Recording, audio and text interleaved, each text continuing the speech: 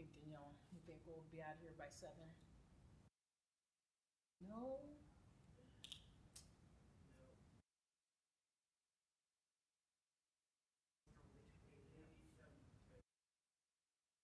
I've been carrying around my ballot, and just been too busy during the day, so. Mail? Oh, I'm not putting it in the mail. I gotta go drop it off at a spot. Girl.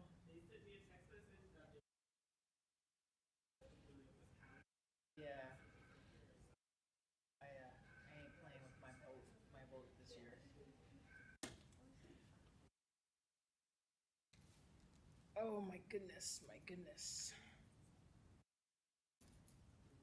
Not that I ever play with my vote, but this one is, huh? Yeah. It's crazy, crazy. Mr. George, I coach that class. Mary. Mary. I was there yesterday while you guys were. Andrew. Andrew, nice to meet you. Oh, hi, nice to meet you. Hi. Oh, and you got, see, you got the speakers? Yes. They didn't exactly help them out yet, but they will eventually. Okay. It was a reporting issue. So I tested them, and they do work, but it's still really low, the volume on that. Yeah. Have you tested it? You turned I on stepped on the step pad. Oh, you see what I did? I Yeah. fired it up? Yeah. Okay, so what you have here, when I send it up for you, one of the challenges that you have is that how you're holding it in, it doesn't go off and perfectly come back the exact same speed. So after I was testing it, it finally slipped down below and fell out. So it's okay, it's all part of engineering. So that's normal, okay? So I went ahead and just you might want to, before, you can go ahead and redo it right now. So right now you may not like how it's tipped it up. Yeah. You can reset it, but just keep in mind, it's not perfect. Yeah. There is a way to make it perfect, but that's like, next week I can show you. They kind of rushed it. I mean, they did an amazing job. This is a semester project. It's not supposed to be done until the end of December. And so these people got it done. And it's quite amazing. So, a great job. So feel free to play it, guys. You can see how I kind of hide some stuff back here. Yeah. You don't need those speakers. I plugged them in. They're not as loud. Not as loud as those. So it's a recording issue. Louder, if you will. Does that make sense? But it's louder with that speaker. I plugged them in my computer. There are good speakers. We'll use those in the future because we just, I think next week too.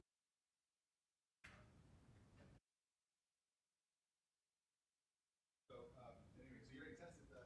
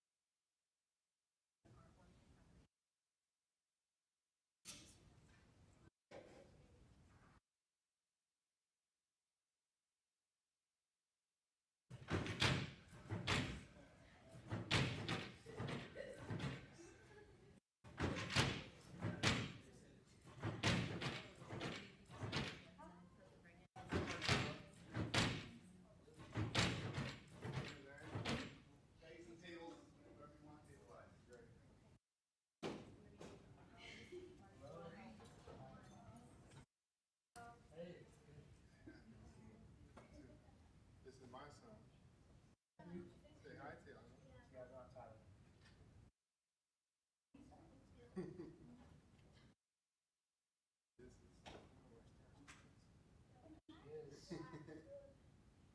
What device are you guys using? Who's all of the thing for?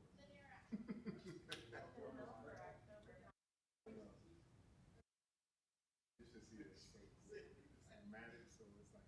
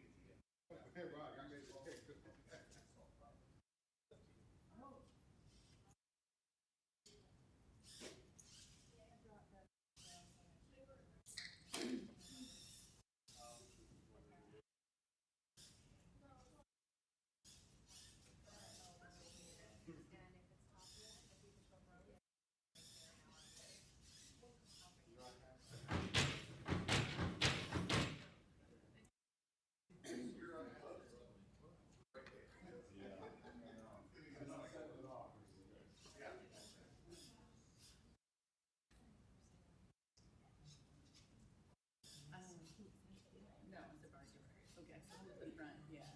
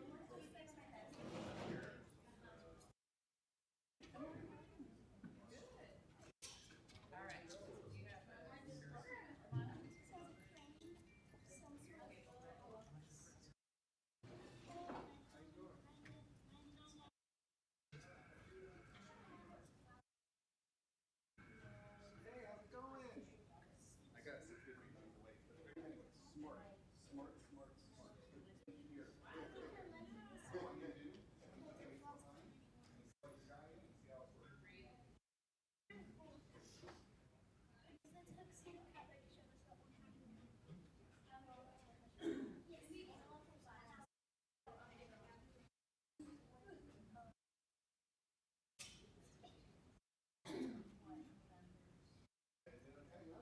purple rhinos today. Wow.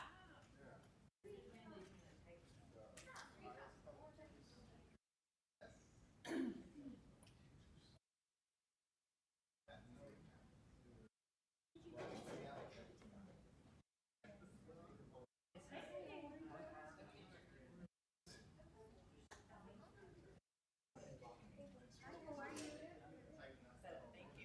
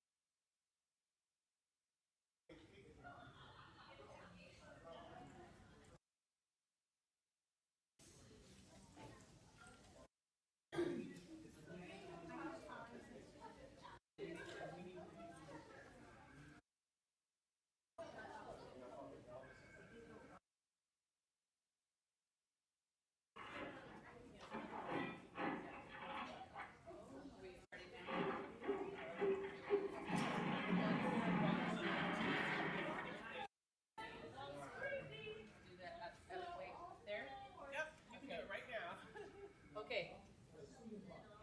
All right. Can I announce what we have for you? Okay. Yeah. So welcome everybody. We're from Madison Park. I'm Priscilla Bassett. I'm the principal. And so proud of the students that we have back here. Let me just tell you what we have for you. We have students from 7th grade science with their terrarium. So we have Lila, Avni, and Ra. And they're going to talk to you about what they learned. So ask them about that project and what they learned. Then we have students from the Makerspace elective class. And so their project was to take a theme and build a project around it. And now you can see what the project theme is. And if you're faint at heart, be careful. Because there might be some things that might not make you sleep at night. But there we have Nina, we have Vincent, we have Liam, and we have Reed. Their projects that they work very hard on. And there's some finishing touches as they're doing. And then with robotics, we're missing a few, but we do have Eleanor who's going to show you the components of the robotics. And it's the automation robotics from Project Lead and how those work. So welcome and thanks for that question. Thank you. Anybody in the audience, if you want to join in and go talk to our kids. It might get a little loud. I'm Scott. How are you? This is great. Well, thank you.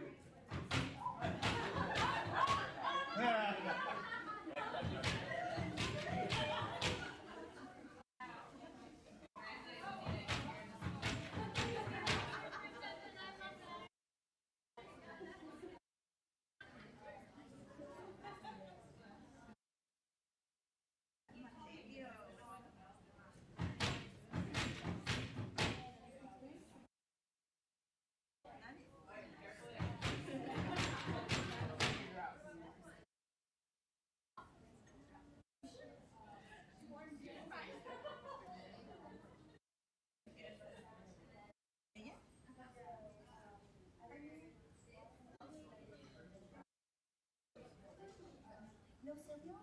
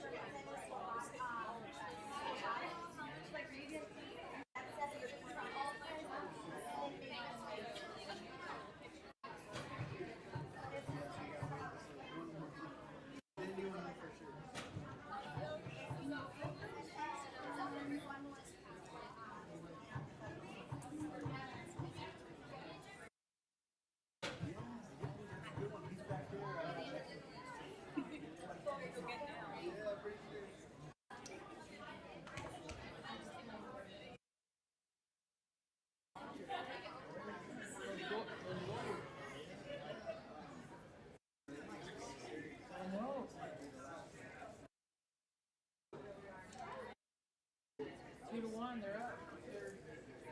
I would like for it to go south. I mean, this is a franchise.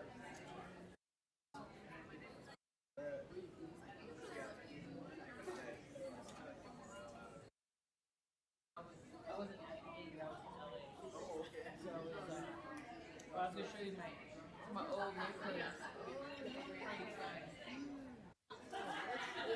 My kids and their friends, they were all coming around here.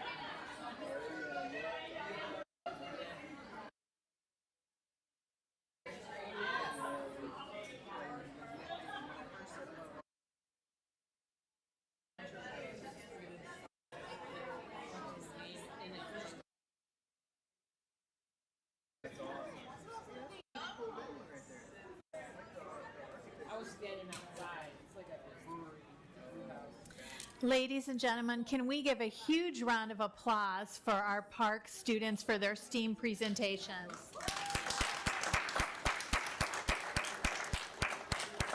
And we'll be starting the board meeting in about 2 minutes.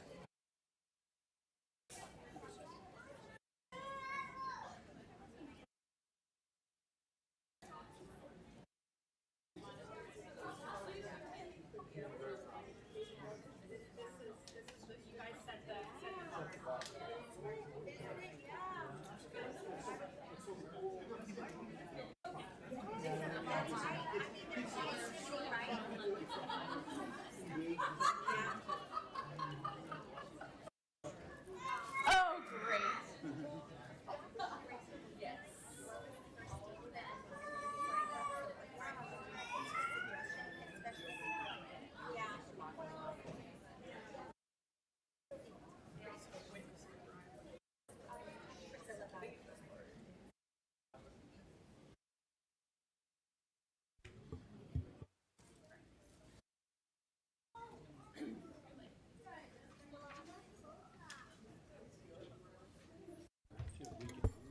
Okay, thank you. I will reconvene the regular meeting. And thank you to Madison Park for showing us your very cool projects. And we will, if you don't mind, could I have the park students come up and lead us in the Pledge of Allegiance? You can just come up to the front here.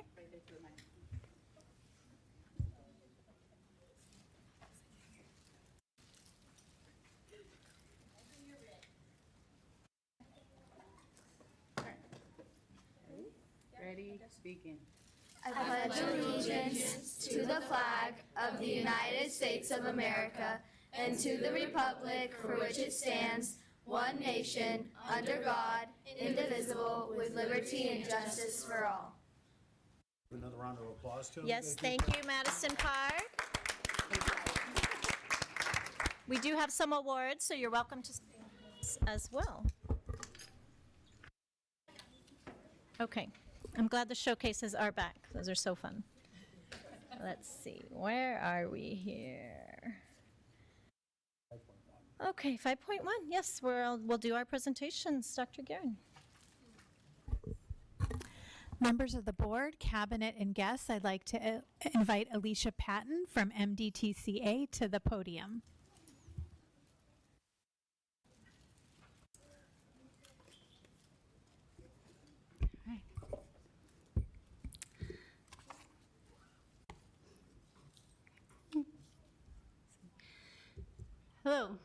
The You Make the Difference and Shining Star Awards are presented by the Madison District Classified, Certified, and Classroom Teachers Association and Madison Administration to recognize the certified and classified staff who truly demonstrate Madison's vision of inspiring passion for learning and leading in an ever-changing world.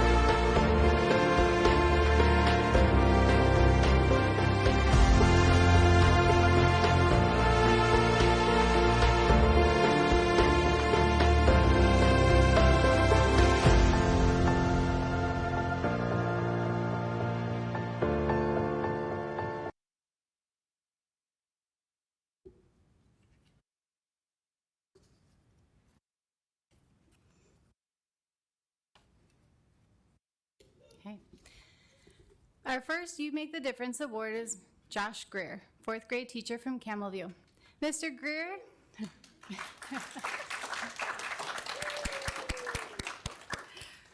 Mr. Greer is a remarkable teacher and role model, not only for our Camelview Cubs, but also for fellow educators. We all bear witness to how dedicated and passionate he is about education. He consistently has positive interactions with students. He shows professionalism among colleagues. He has the adoration of his students and their families. Mr. Greer brings remarkable voice and creativity to his instruction.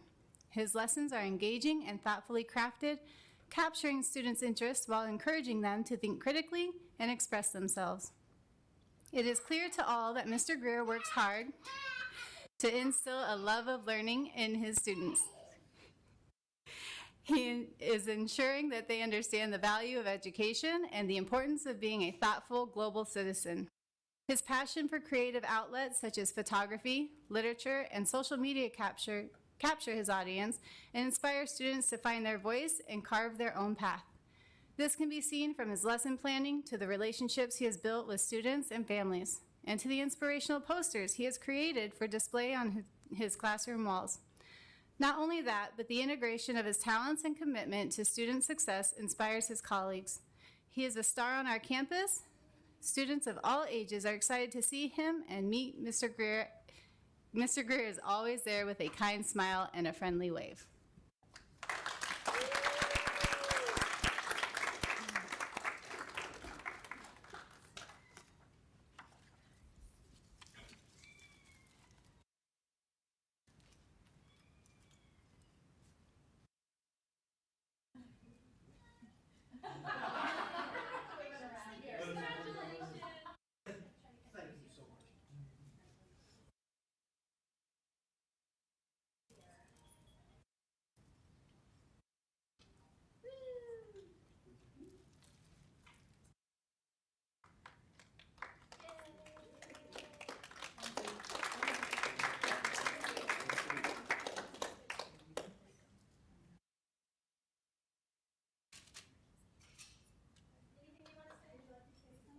Do you have anyone here with you? I'm very blessed, very honored for this award. I mean, it takes a village. So my parents, all my students, my teachers, my best friends in the back, John, he's helped me with those posters. I mean, it takes a village to get one of these. So I'm very blessed, very honored. And I'm thankful for my principal, Mr. Smith. He's the man. So, so thank you. Oh, thank you.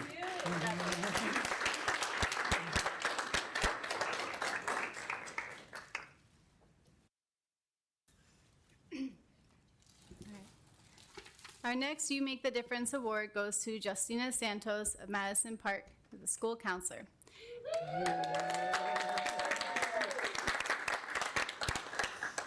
It is with great pleasure to recognize Ms. Justina Santos for the You Make the Difference Award at Madison Park Middle School. As our school counselor, she works diligently to help students, families, and staff to support social-emotional learning, preparing students to be successful in their academic achievement. As a member of our leadership team, she works alongside her colleagues to collaboratively make decisions that support our school vision and mission. Ms. Santos partnered with our school social worker to develop the Lion Pride lessons, which are designed to help students focus on real-life goals. She also played a key role in creating the Park Parent University workshops, offering parents tools and strategies to support their children's success in school.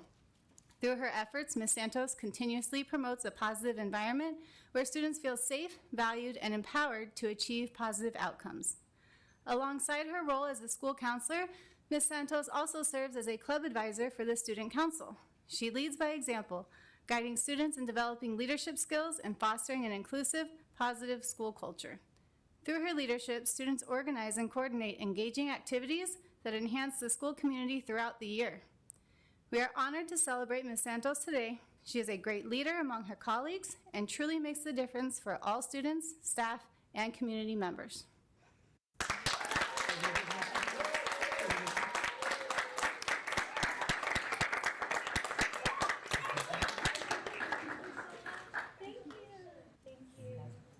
Thank you for all you do. Thank you. Dr. Dean, please. Thank you. Good to see you. Oh, it's beautiful. Okay. Hold on the bottom. Okay, got it.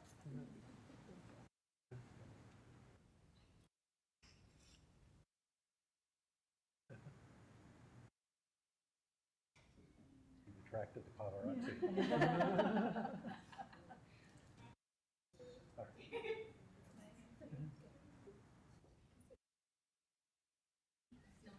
Yes. Okay.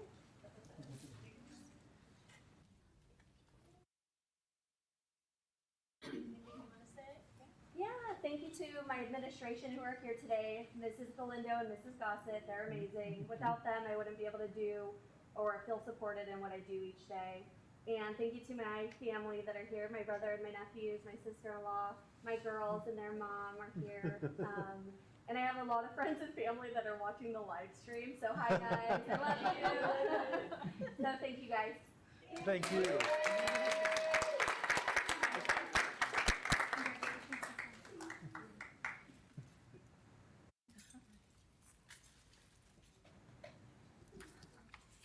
All right, and next up we have Minerva Vasquez, the night lead at Camelview Elementary, as our next shining star.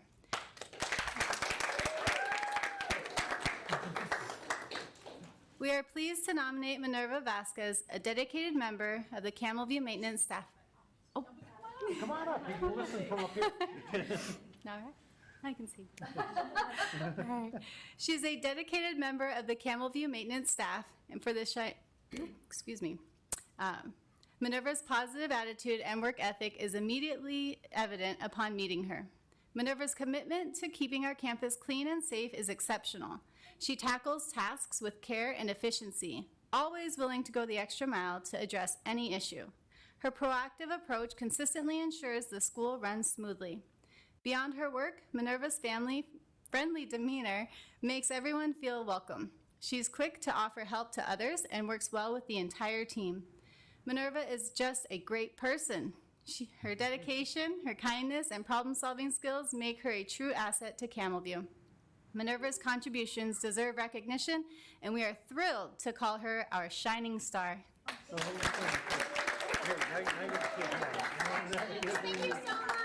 you so much. Thank you for all you do. Thank you. Thank you. I'm glad you made it out of the boot too. Thank you, and I appreciate everybody, the principal, teachers, my boss, my staff, and my family is here too.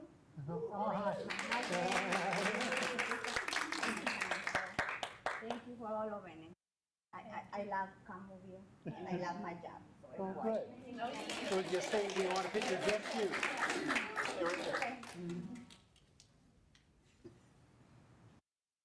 Thank you. Thank you. One more.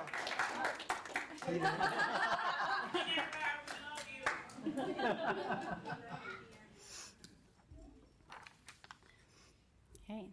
Our next shining star is Tanya Farias from Park.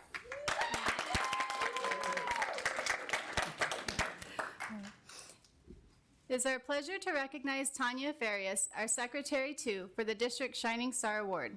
Over the past 3 years, Tanya has been an essential member of the Park School community, demonstrating tremendous growth in her ability to lead the school office and anticipate the needs of staff, students, and families. Her proactive approach and skill in thinking ahead have made her a valuable asset to our team, and we deeply appreciate her quick decision-making and insightful contributions. Tanya has earned the trust of our community, and her bilingual abilities have been instrumental in creating a welcoming environment for our families. She has a remarkable ability to make everyone feel at ease, which enhances our school's culture of inclusion. Her recent participation in breakthrough coaching training alongside Mrs. Gossett has further strengthened their collaborative efforts to improve office efficiency. Tanya has truly found her voice in the front office, where she consistently takes initiative to keep operations running smoothly. One of Tanya's many strengths is her dedication to student enrollment and her commitment to supporting teachers with their classroom orders.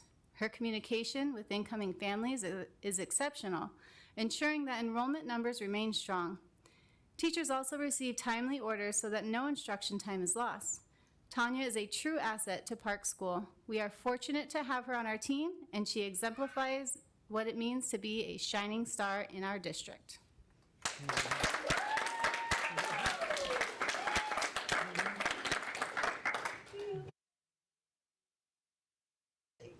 Thank you for us. Thank you so much.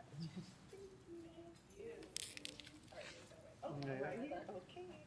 Circle of honors. Oh, bottom, okay. Oh.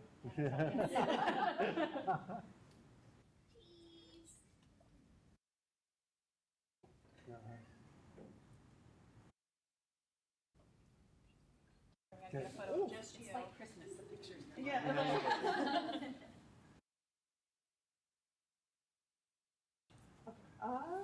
Just like to thank my admin, Mrs. Gossett and Mrs. Galindo, for their continued guidance and support. My sister, my best friend, and my boyfriend that are here to support me, watching me get this award. And, yeah, just looking forward to continue on growing in the Madison community. Thank you. Well, thank you.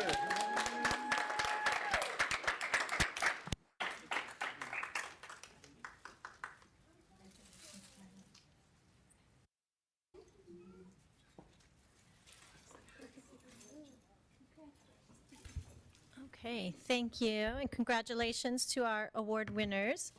We're going to go on with our the rest of the fun part of our meeting, so if anybody, you're welcome to go now, or you can always welcome to stay as well. And I just want to point out that it just shows you that our Madison family is much more than just their one job description. They do so much more than just their jobs. So, thank you, everybody.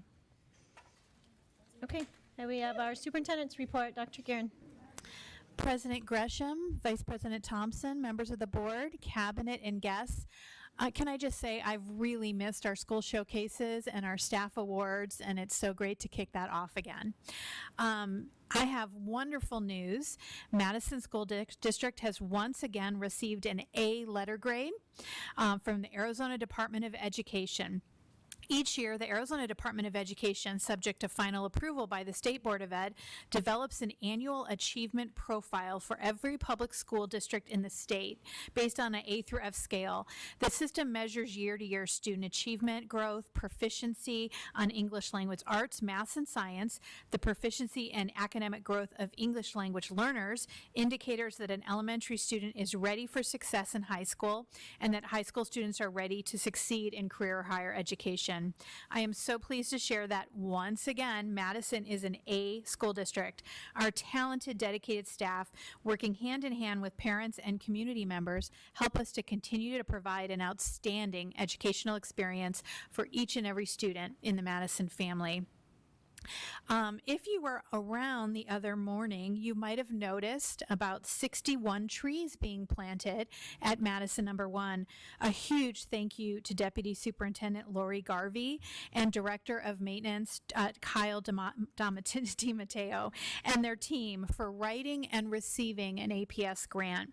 The grant focused on improving tree equity scores, which represents access to shade, and you'll notice that they're planted all around the campus, but they're also planted along the sidewalks for people that are just walking through 16th Street or along Missouri.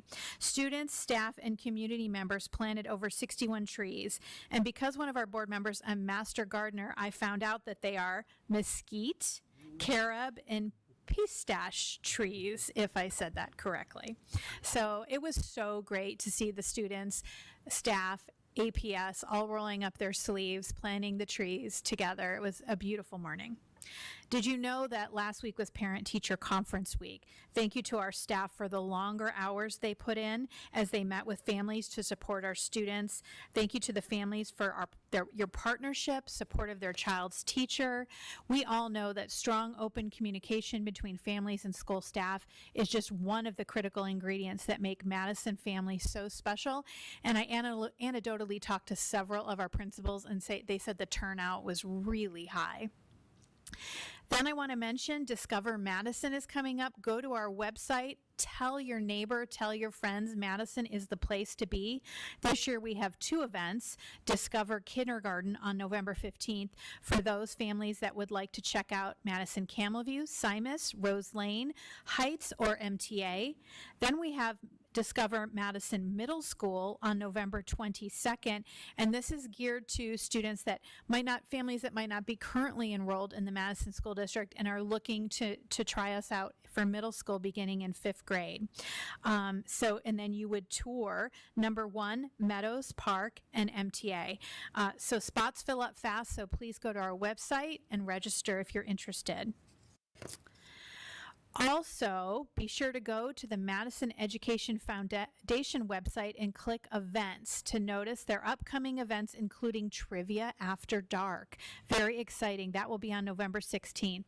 And then also, the Madison Center for the Arts is going to have the 360 All-Stars, a super interactive, fun event on November 13th. So please check out both of those websites for more information. Thank you. Thank you, Dr. Guerin. Over 60 trees. That is amazing. That's a lot of trees. Wow. Great. Thank you. Okay, I'll start with Ms. Causey for our board member reports. Thank you so much. So because I'm a master gardener, I'm going to share some tree facts with you guys because, I think that this is a wonderful thing. So I'm sure you all know that when you're under the tree in the shade, that it's cooler, but trees have the ability to cool the air around them by 9 degrees. So it's a pretty significant impact. In addition, because they're shading oftentimes sidewalk or asphalt, they reduce that heat island effects so that at night in the summer when the heat's reflecting back and why our temperatures don't drop, because those sidewalks or asphalt areas have not gotten the sun on them to basically absorb that heat, it reduces the nighttime air temperature as well. So they're probably the cheapest way to reduce energy costs, to cool down areas, and they, create oxygen. So there's really so many positives. So thank you for the work that was done in planting them, for the work was done in acquiring the resources through the grant to access them. I just think it's a spectacular thing. I wanted to add a little bit more. I wouldn't be doing my job as a Madison Education Foundation board member if I didn't sell the Trivia After Dark event a little bit more. So just so you know, it's going to be fun. We're selling tables, so you can bring a group of your friends, sit at a table. There will be food and drinks provided, entertainment, and then obviously the joy of competing for those prizes through your knowledge of trivia. Obviously, you will not be allowed to use your phone because that would be cheating, but I think you'll all bring some strong skills. I think it'll be a truly fun event. It's going to be in the beautiful space of the Madison Center for the Arts lobby, so I encourage everyone to participate. And then finally, I just wanted to mention that I was very impressed with the attendance at the Interfaith breakfast. Was it last week? And I want to thank Danielle specifically for all the work that she did and encouraging people to attend. Sometimes it just takes that personal phone call. to get people to feel welcome and engaged. So that you just can't understate that. And then finally, I want to congratulate to everyone in the Madison District, from our staff, our administrators, everyone, in achieving an A rating. That's a big achievement, and obviously the hard work and the important work we do at Madison. I mean, I think it's a great way to demonstrate that what we do here really matters and we do good work. Thank you.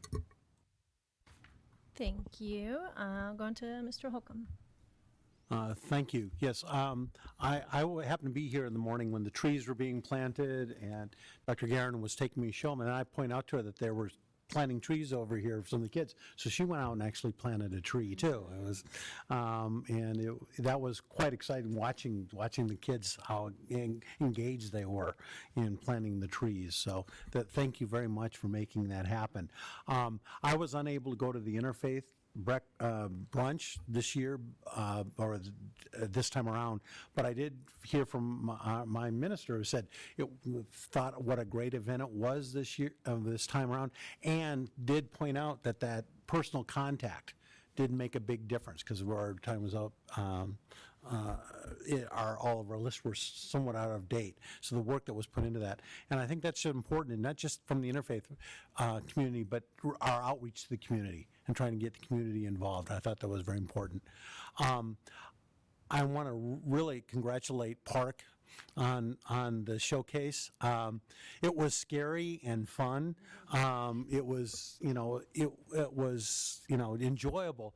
But one of the best things I saw about it, the kids were not there just mouthing presentations. They were really enjoying it, and they really enjoyed telling us about what they did and why they did it, and the fun. You could see that one of the students said, yeah, doing this experiment with the plants that they were doing in the terrariums was so much more fun than regular classwork, because you got to do your hypothesis, you got to grow with something in that too. That's perfect explanation of why I think STEAM and just that type of putting fun into education. And so with that, and I'm hoping to have a table at the trivia night. Thank you. That's all I have. Thank you. Ms. Thompson. Thank you. I want to echo all the accolades already shared by my fellow board members. Thank you to APS and our staff for those grants for the trees. Really appreciate all the time not only our staff but our parents put into those conferences. I know for our teachers it was some long hours, and really appreciate those connections that with all of our parents to learn more about how their students doing in their classrooms. The interfaith brunch, I agree, was a fantastic success. I was so glad to see so many more leaders. Thank you, Danielle, for doing all of that individual outreach. I'd also encourage our community to talk to their faith leaders, and if they didn't know about our interfaith brunch, make a connection with the district office to connect them, because we want to ensure that our faith-based community, no matter what the background, is represented at those meetings. So encourage families to talk to their own faith leaders, see if they were invited, and if for some reason they weren't, connect us with them, please. Also want to remind everybody that this month the district office is working with each of the schools to do our Socktober drive once again. We are collecting new socks to help our unhoused community. So just a few more days left in that drive, but you can buy new socks and bring them to any of the offices or here at the district office in support of that as well. And I know we've got winter sports, is that the right season, coming up, the tryouts coming up here in the next few weeks. So I want to wish all the kids who are in fall sports, as those wrap up, want to thank them for their participation and thank their parents for taking them back and forth to those practices and games, and also wish all of our students who are trying out for those winter sports the best of luck as they try out. That's all I have. Thank you. Yes, fall's very relative here in Phoenix. The fall sports. Finally. Yeah, now it's winter. Okay. Yes, I want to congratulate Dr. Guerin on our letter grades, and of course all of Madison. It really does take a village, so that definitely reflects on our on our hard work. And let's see, I do want to point out from at the interfaith brunch, we made it a little later, which might have helped also with the attendance. But we do also do some presentations, so those are always very informative as well from different organizations or Madison that were can help our students. So I appreciate those. And I did go to the Teacher of the Year celebration that was at our own Madison Center for the Arts. Always very uplifting. And I did cry almost every video. So they have videos of all the different nominees. And when the students come up and they talk about their teacher, it's just so cute. Yes, that was very nice, so I was happy to be able to do that. I also just wanted to give a shout out to our PTOs because during our teacher conference week, they work really hard and provide our teachers meals and other things during those long days. So thank you to our PTOs. Okay, I think that's all for now, and we'll go on to our consent agenda. Any changes, or do I have a motion to approve the consent agenda? So moved. Second. Moved by Mr. Holcomb, seconded by Ms. Thompson. Please vote.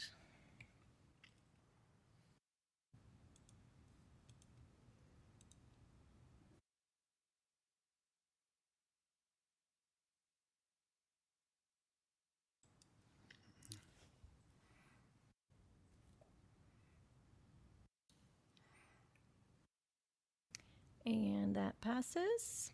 And do we have any calls to the public, Ms. Humphries? We have no calls to the public today. No. Why am I not surprised? Okay. Thank you. We'll go on. We'll go on to our first read board policies. Dr. Guerin, do you want to introduce this one?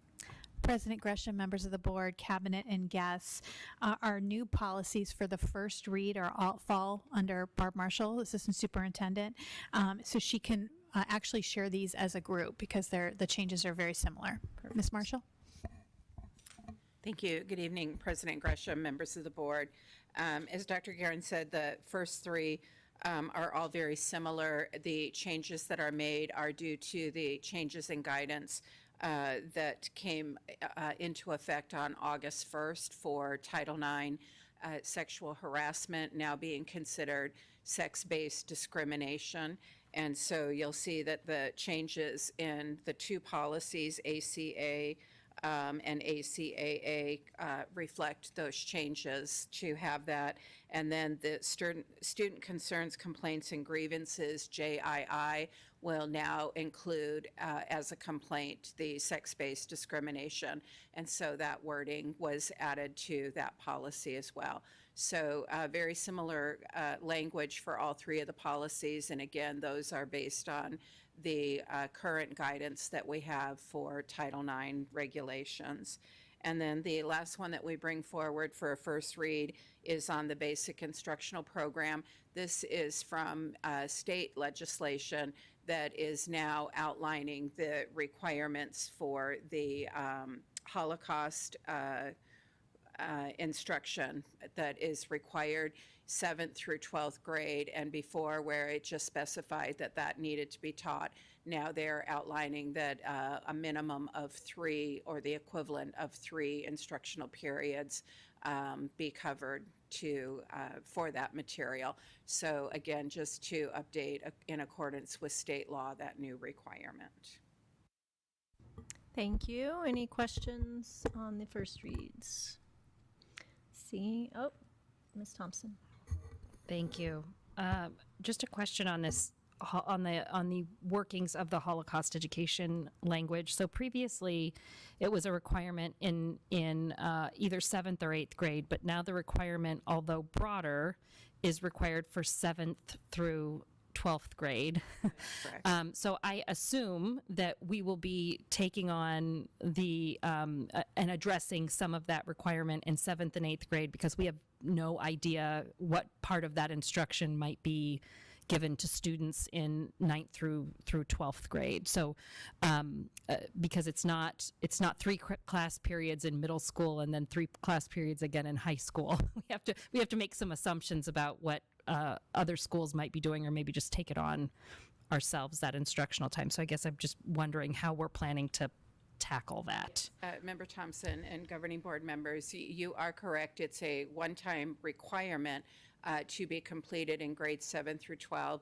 There is the nuance that Madison is an elementary only district.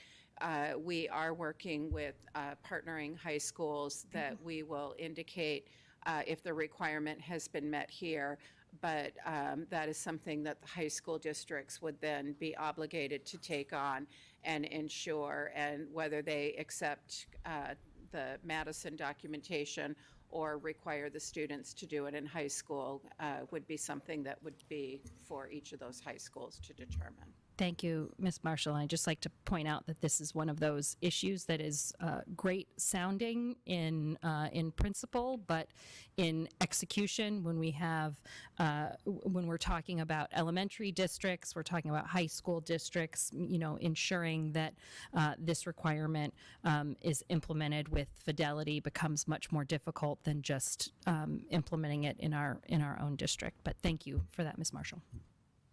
Thank you, Ms. Thompson. Yes, Mr. Holcomb? Yes, and that brings to mind, do we currently do any, in 7th or 8th grade, do we cover the Holocaust at all?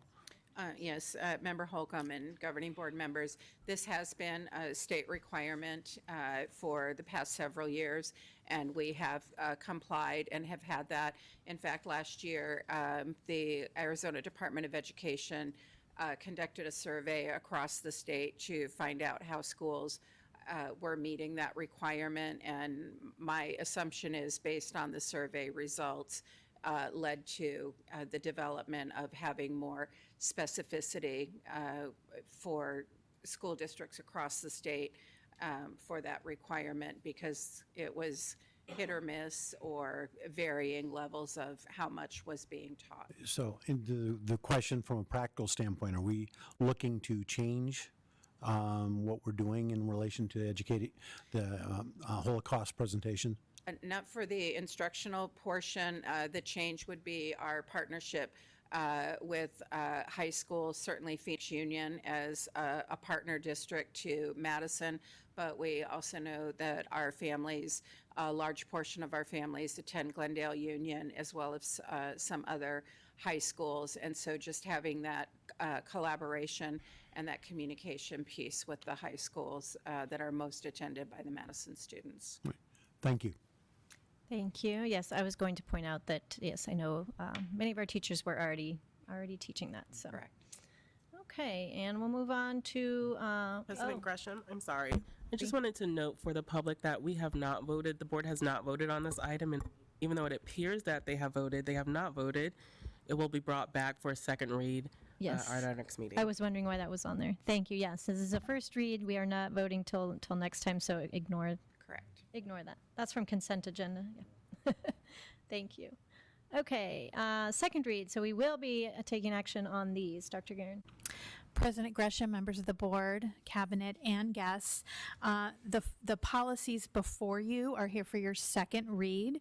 I did not receive any questions from board members. The policies were covered by myself, Ms. Garvey, and Dr. Lomeli.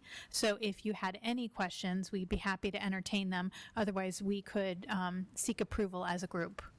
And assuming there's been no changes since the first read? No changes. Thank you. Any other questions for these? I'll take a motion to approve. I move we approve the all 7 of the second read board policies as presented. Second. Moved by Mr. Holcomb, seconded by Ms. Thompson. I think there's actually 6 of them, but yes, thank you. 9.1 Oh, we have the 9.1 as the item. Please vote. We can adopt the explanation.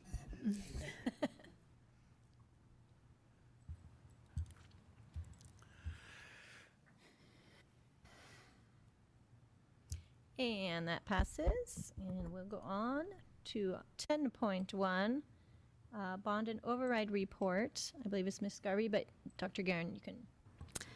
Sure. President Gresham, members of the board, cabinet, and guests, it is time for our annual bond and override report from Deputy Superintendent Garvey. Thank you. Good evening, Madam President, members of the board, Dr. Guerin, and cabinet. I will be presenting the override and bond expenditures report, which summarizes how we spent the money on our overrides and bonds last school year. Okay. And in addition to looking at how we spent them, we also look at what's budgeted in this year's budget. When we look at the M&O override, the total expenditures were $5.4 million. The expenditures go along with because we use the M&O override dollars as part of our total budget fund for M&O. So the expenditures in that fund go according to how the money was expended in general. So it was the 83% that went into salaries and benefits at $4.5 million. We have $572,000 or 10.5% in purchase service, 4.8% in utilities, and then rounding it out is the 1.7% in supplies at $92,655. Here again is the total for last year was $5.4 million, and the budget for the current year that we're in is $5,605,028. And I think it's really important to note that the reason that we report on these and we want to be transparent is that these dollars do come from our taxpayers within the district, and we really want to show how the money was spent that was voted on and given to us or paid for by our taxpayers. In addition to our maintenance and operations override, we have our capital override. This is a little bit more specific with the voter pamphlet amount. Now, the voter pamphlet amount allows us to go up to $4.6 million, but there is a cap every year on it. So we have not reached that $4.6 million yet. We budgeted last year $3,633,525. And then you can see the expenditures broken out into the categories that were in the pamphlet. So we have just over $1.8 million in instructional technology and curriculum. Preventative maintenance, $28,628. So the pamphlet also summarizes the non-administrative with the administrative. Capital improvements, we look at that. We spent almost $1.7 million on non-administrative capital improvements. And then we have our technology upgrades and preventative maintenance at $146,283. So the subtotal of this admin capital is $146,283 for total expenditures in the override of $2,012,404. Since it is under the budgeted amount, the difference will roll forward. We'll keep it in the override amount, and it will be spent on curriculum in the upcoming year. When we look at what was in that $2 million, I think it's more telling when we look at exactly what we're purchasing, so I have that below. We have just over $1.6 million in software subscriptions. We have $110,000 in instructional aids. That $28,000 was in preventative maintenance. $221,000 in textbooks, and then library books was $49,314. With that, I'm sorry, I missed there that the budget for the current year is on the last column to the right. So you can see the budget for this fiscal year is $3,736,685. Our next category are bond expenditures. Now, when the voters approve bonds, they approve that we can authorize. So in this instance, in 2014, November of 2014, our voters approved a $95 million bond. That was spread out into 3 different sales. So you'll see we had a Series A in 2015, and then we sold our next round in B in 2017, and the final was sold in fiscal year 2019. And then you can see the respective amounts there that totaled that $95 million. Prior to last year, we had expended $91,482,000. And then we made our last expenditures out of that bond authorization from our voters in 2014, last school year, where we spent $3.5 million. It was all in furniture, equipment, and technology. We do spend according to the categories within the pamphlet, so the voters approve, and we do stick to those numbers. We are allowed to vary if you need to by 10%. You can go over, but no more. So we are very diligent in making sure that we don't and forecasting what we need. That 3.5 million went into furniture and equipment for Madison Park, and then computers and Chromebooks, we had a district-wide refresh. So that rounded out the bond issuance for 2014. Then we look at 2019. The voters approved a $90 million bond. We've had the total of that has already been issued in 2020 and then in 2023. Through the year 22, 23, these years just become so to track them. But we had spent almost $50 million prior to last school year. Last school year, we spent $18.8 million. And again, you can see the categories within the pamphlet. Most of it was spent on constructing, purchasing, and renovating campuses.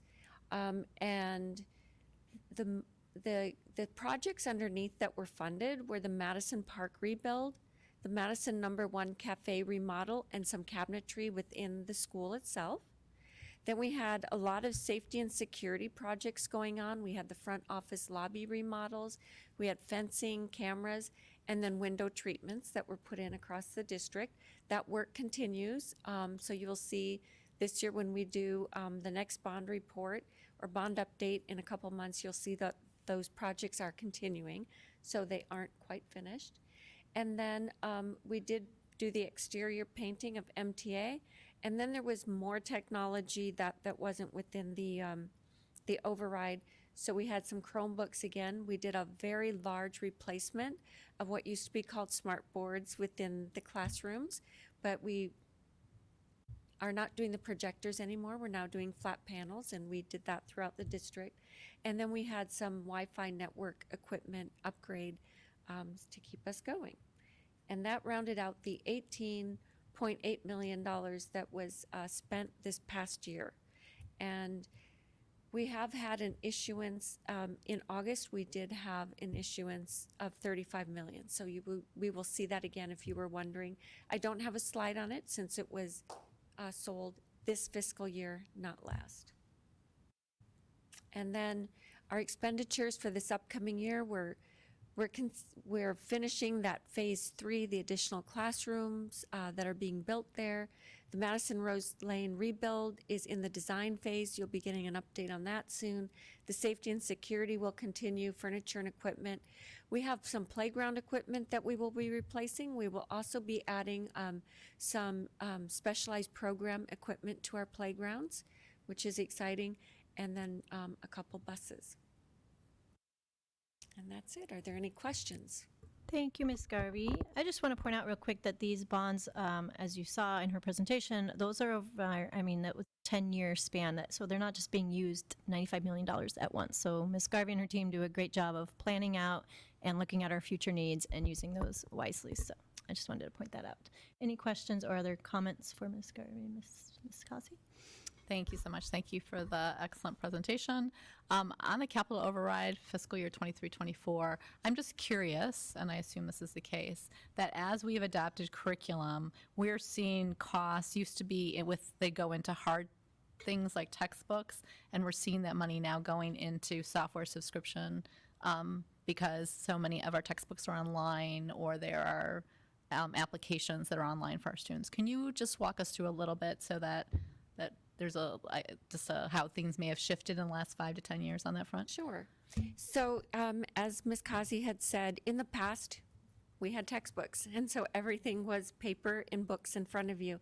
And there has been a big shift to having the digital curriculum, along with, I would say, especially in the last 6 years, a shift. So when we do a textbook adoption, that's when you would actually see the larger costs for the textbooks come through. But then the subscriptions for those sometimes are on an annual basis. Some are built in longer, but we have to then pay for those every year as we go along. It also seems like, in addition, even some library media is included in that because we have digital media there as well. So we really have seen this shift. By no means are we getting rid of books, or have we, but there just really is this shift to having the ability for students to more easily access this at home as well, or anywhere that they are. They can actually look online and see the exact textbook and get a lot more online curriculum with that. In addition, there are more, I want to call it supplemental materials to our programs that help on the side. So for example, with our math adoption, we have the ALEX on the side that students can use. So those are curricular resources that are digital, that they are online. So we've seen a big shift in that. Of this 1.6 million, probably 1.4 of that is just in instructional technology. About 200,000 of it is, though, in non-instructional. So it's things like the Power School subscription or the NWA subscription or even the finance system.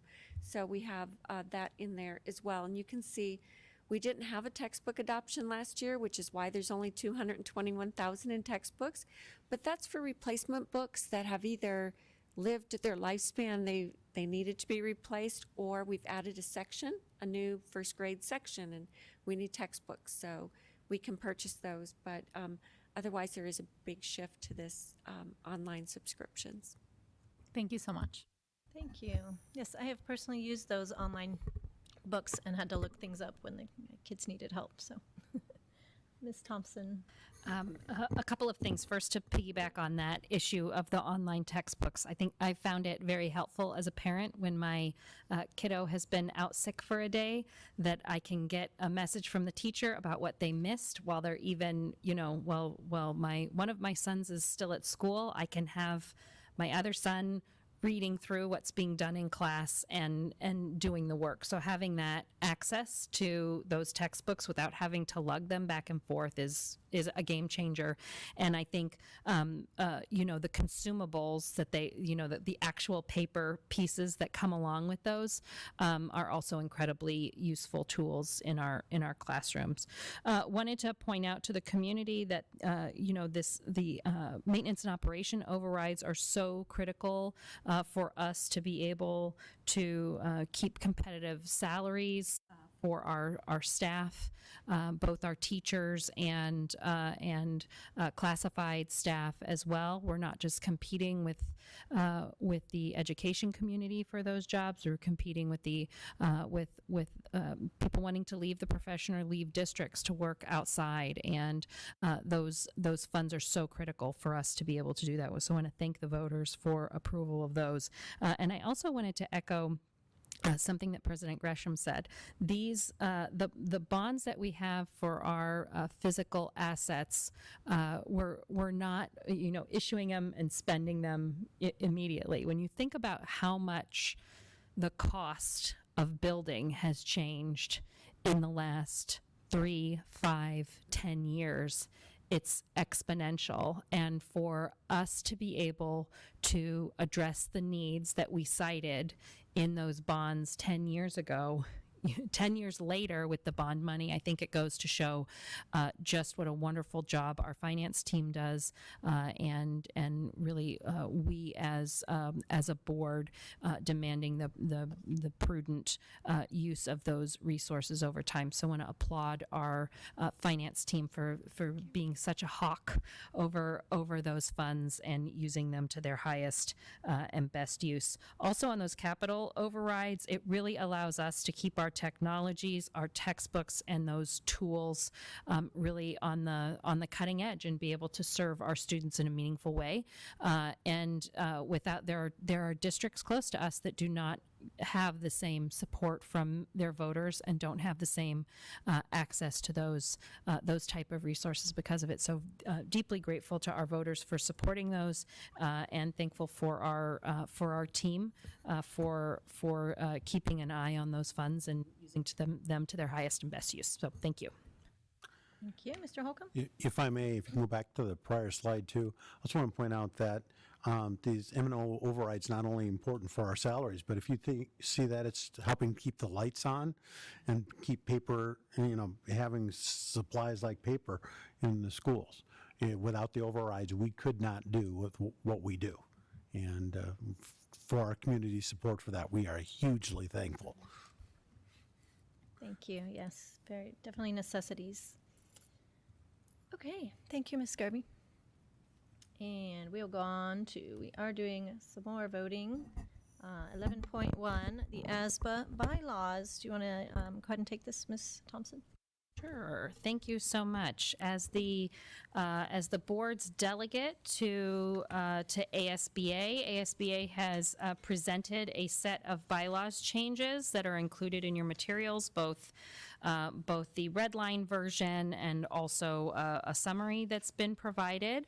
I'm asking the board to give me some direction so we can give a vote as a district regarding our potential approval of these bylaw changes.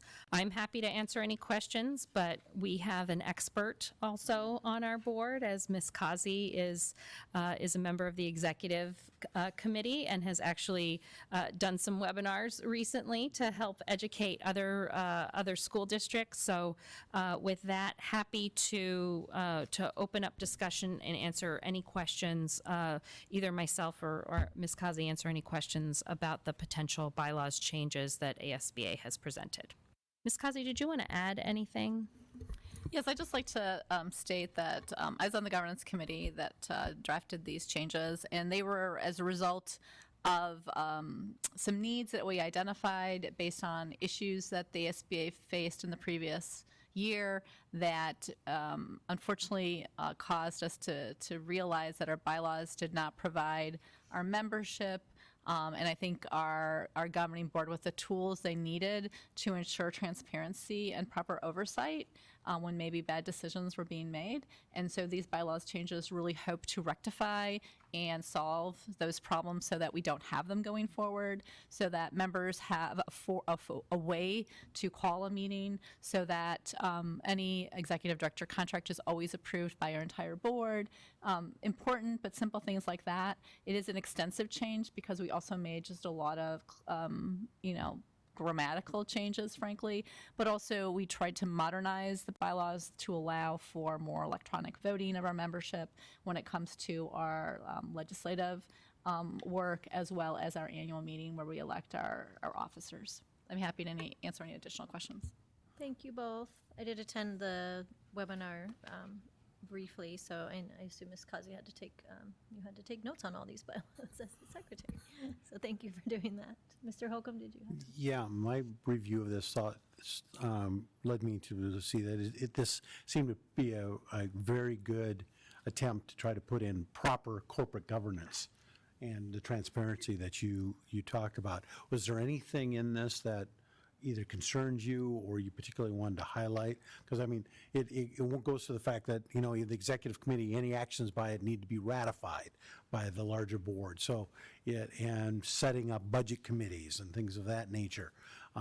It seemed to be a good move to take the organization to a much more professional level and transparent level. So was there anything in particular is there anything in here that you had concerns about, or anything that you particularly want to point out to us? No, I think that really there's nothing I have any concerns about because I was on the committee that drafted these recommended changes. I will say that the things that stand out to me that I feel are most important are the clarification of the ability for membership to call meeting, and if necessary, giving that power to our membership, as well as ensuring and clarifying when executive committee members or board members can call meeting, because our bylaws were somewhat silent on that, and I personally was frustrated with that when I became an officer last year. Well, yeah. Yeah, actually, even before you became an officer, I know you were frustrated with that. Well, there was a real discussion in the community about how do we deal with this, because it wasn't clear what you could do. No, and thank you very much for your work on this. This is not easy work, particularly in the political climate we're in. So thank you very much for that. Ms. Kazi, do you know when the last time the bylaws were updated?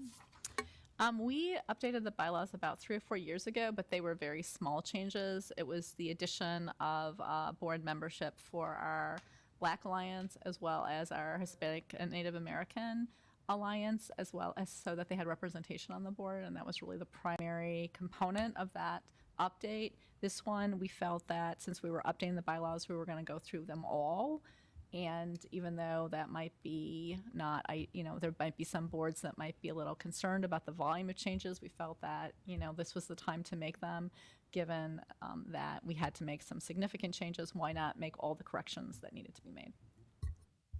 Thank you. And Ms. Thompson as our delegate, so we will vote as a board, and then we get one vote as a board to ASBA to approve these. So did you have something else, Mr. Holcomb?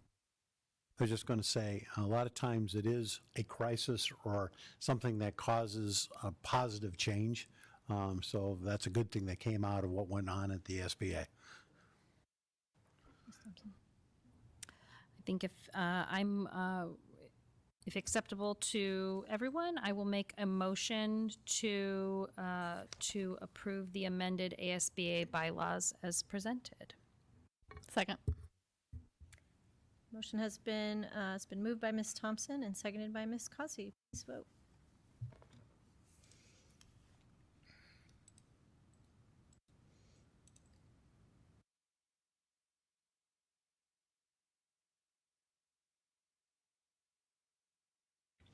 And those have been approved. Thank you.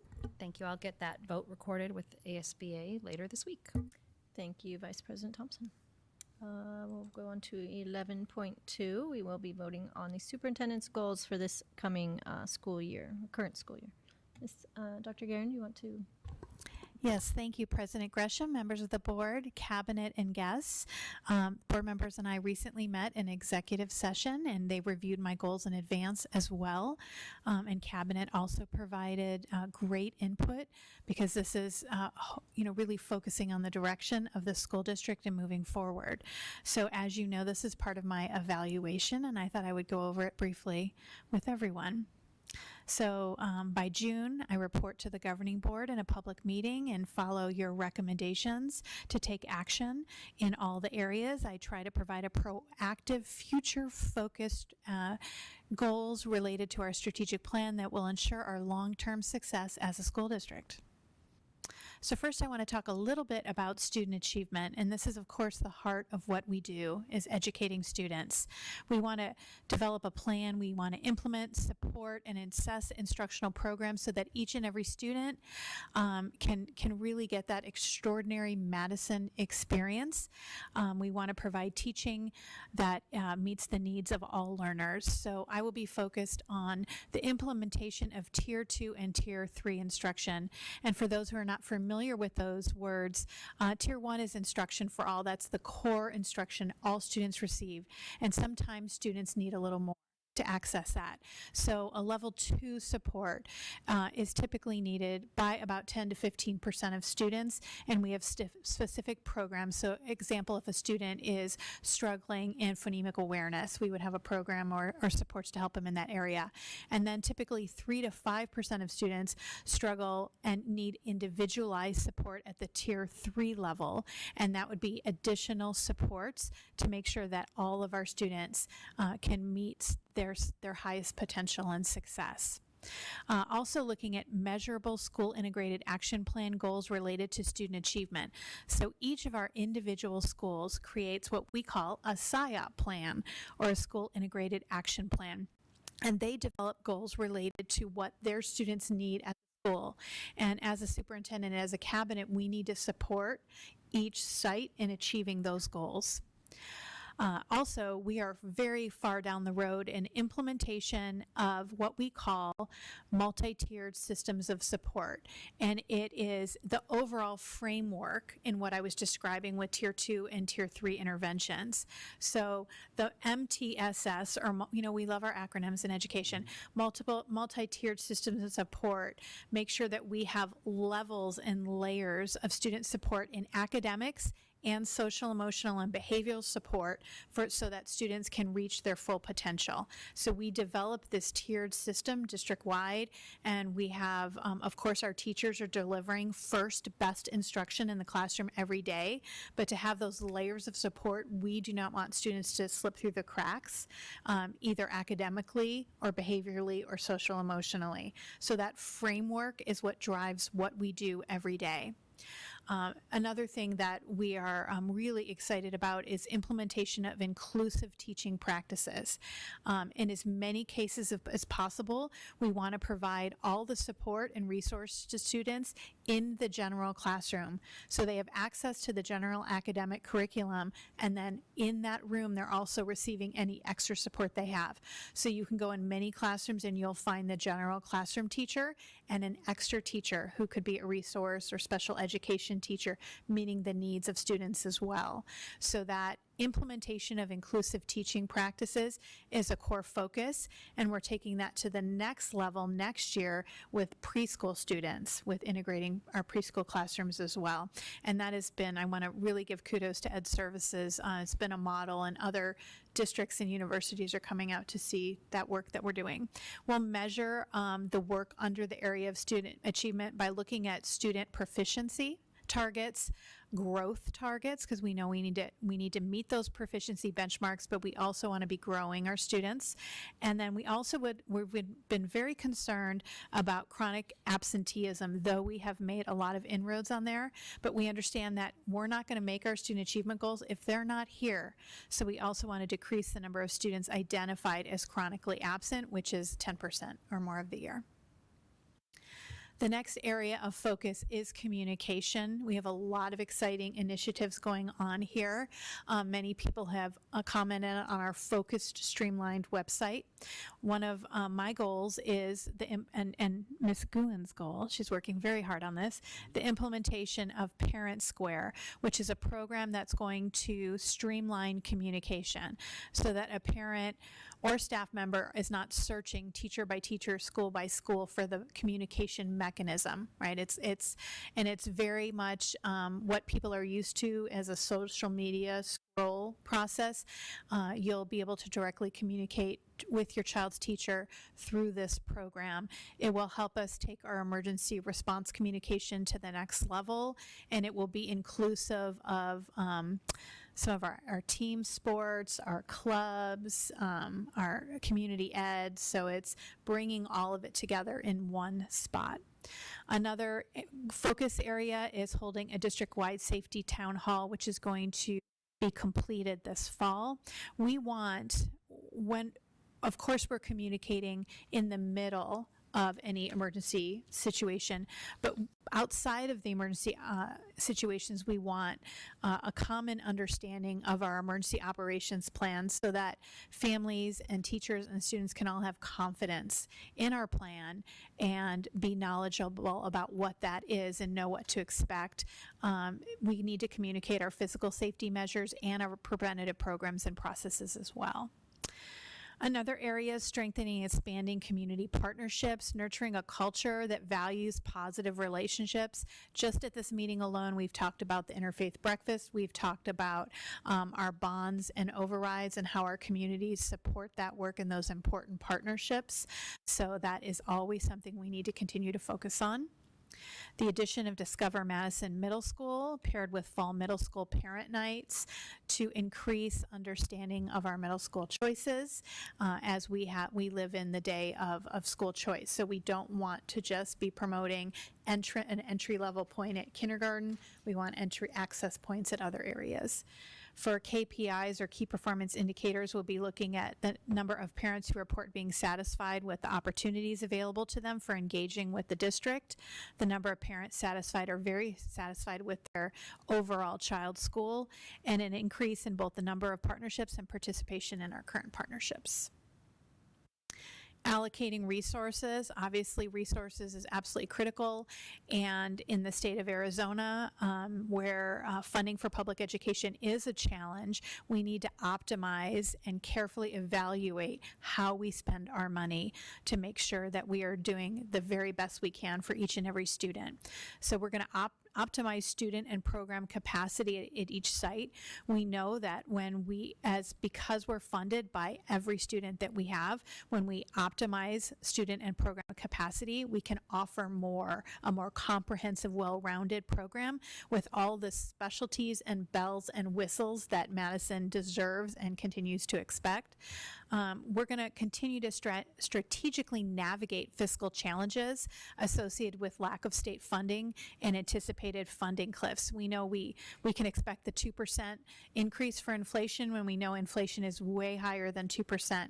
We need to focus on increasing staff salaries as much as possible, and we also are continuing to navigate Prop 123 is coming up, is going to be done. We still haven't fixed our AEL, thank you. I forgot the acronym there. We need to fix the AEL. So there's other, just because, you know, we've weathered losing our ESSER money, but there's other fiscal cliffs out there we're going to have to navigate. We're never done. And of course, we have to attract and retain highly qualified staff through proactive strategies, working hand in hand with Cabinet and Dr. Lomeli. This is so important because we have less people going into teaching, and we want first best instruction in front of every student, and we want every staff member that a student or a family member comes across to make them feel welcome, cared for, known, all of those things. We are in the people business. As shown by Ms. Garvey's presentation, that's where most of our money goes, is our amazing people. Our KPIs on that will be student enrollment as a percentage of the current capacity by school. We're going to look at teacher experience levels, and we're also going to look at number of staff retained each year, the percentage of district positions that are unfilled. We work remember we had like 2 weeks there where we were completely staffed. Percentage of employees reporting that they are satisfied or very satisfied with their job. Isn't that what we want? People to wake up and be excited and feel like they make a difference when they come to work. And then also we're doing a lot with wellness related initiatives. So are people taking advantage of those? We'll look at that percentage as well. Safety and emergency preparedness. This is a major focus. We have an implementation of an updated emergency operations plan. Every single staff member is receiving training. We focus on physical safety of campus, preventative measures, safety drills, and crisis protocols. We're providing staff training in the area of emergency response, including response-based training, so staff in emergency decisions have the tools they need to make informed decisions about their safety and their student safety. We have established an after-action reporting process. We learn from each situation to improve our responses. We provide proactive information to parents to build confidence in the district's handling of emergency situations. We know that accurate, timely communication is critical. And one of the things that differentiates Madison is we do an extraordinary job. I really have to give our staff credit for proactive student-focused strategies. So we engage in a threat assessment protocol to determine if a student needs help. Our DESA screener is when we look for students that might need more support, and then we provide that support.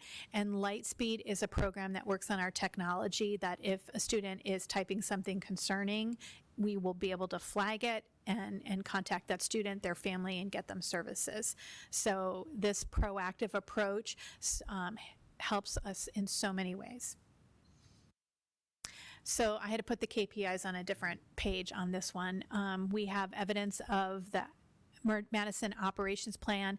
The district has a plan, each site has a plan, and they have to be turned into ADE and meet very strict requirements.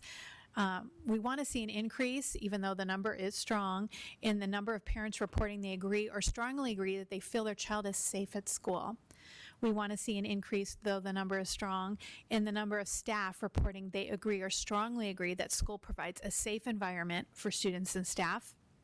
And we want to continue to see evidence of progress toward completion of physical safety features. Though, as Ms. Garvey shared, we're never done. We're always innovating. We're always upgrading as the latest and greatest comes out. And last but not least, strategic planning. Cabinet has worked hard to prioritize the Madison Action Team's recommendations in 4 focus areas aligned with our strategic plan. those 4 focus areas where we will allocate human and fiscal resources to achieve those recommendations.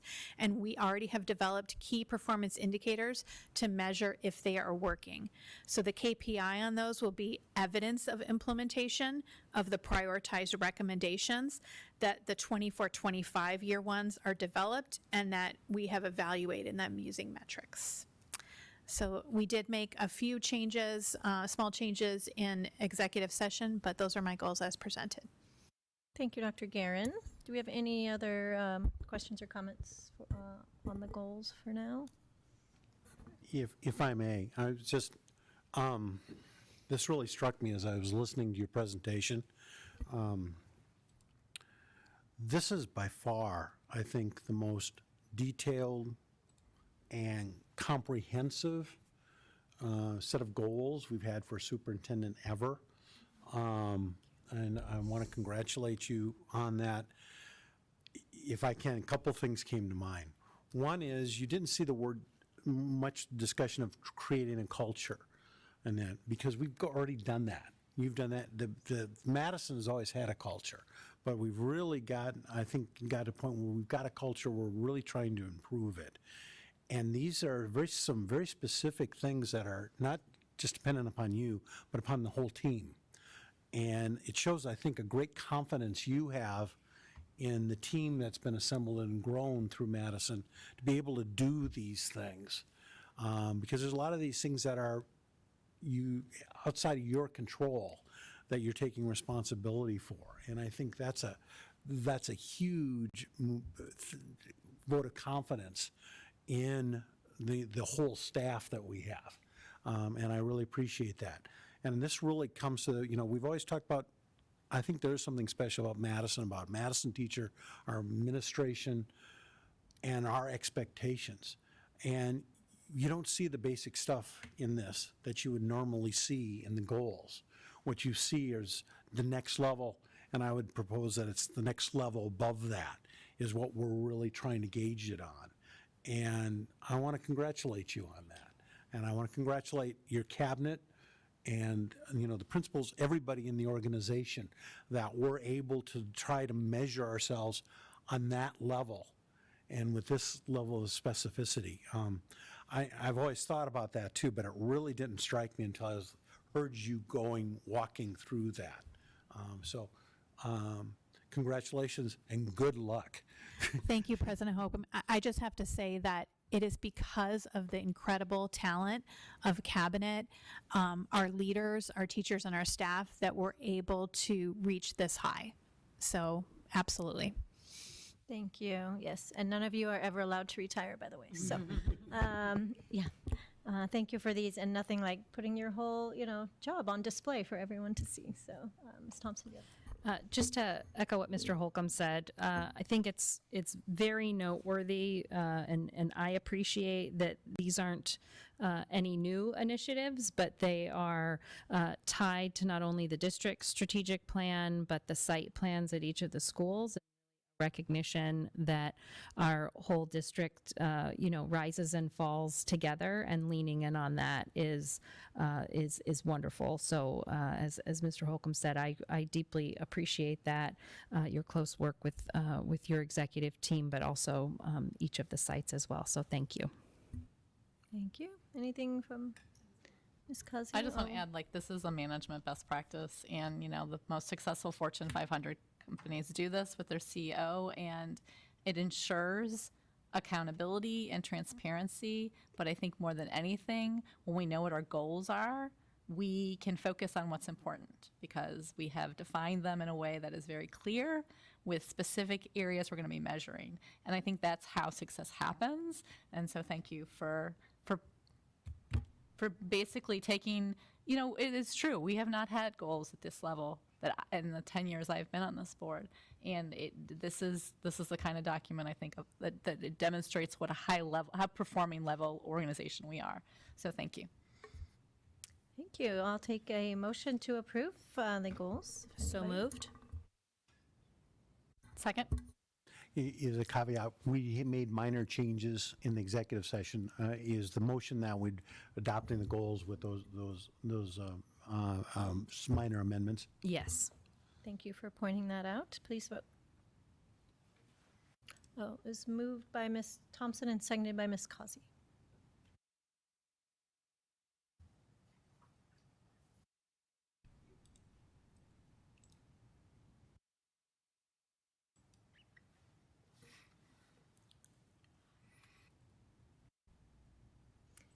And that has been approved.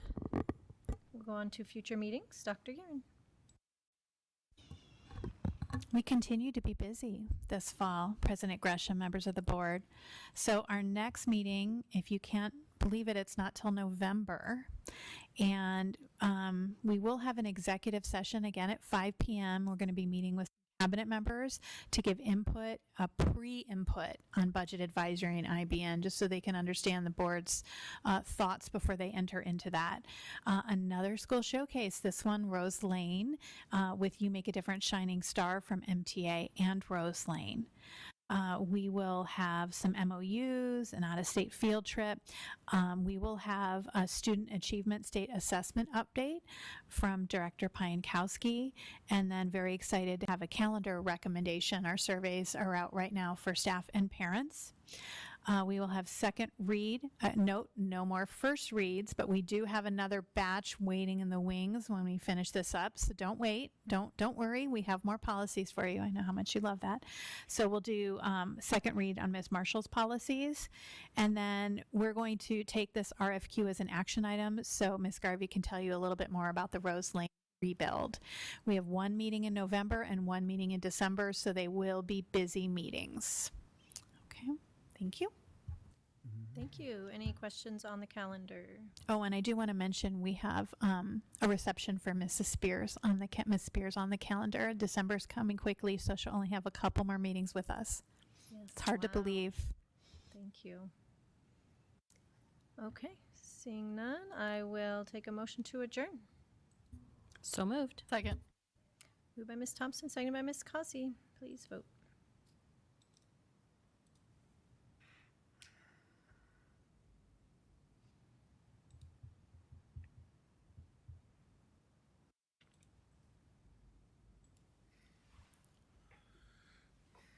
The suspense is killing me.